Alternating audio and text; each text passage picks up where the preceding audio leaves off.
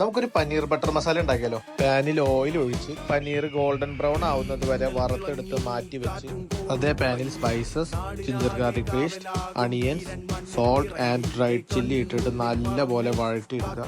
എന്നിട്ട് പാനിൽ തക്കാളി, കാഷ്യൂ ആൻഡ് ഒരു കപ്പ് വെള്ളം ഒഴിച്ച് അടച്ചു വെച്ച് 5 മിനിറ്റ് വേവിക്കുക. നമ്മുടെ ഗ്രേവി മിക്സിയിലിട്ട് പ്യൂരി ആക്കി എടുക്കാം.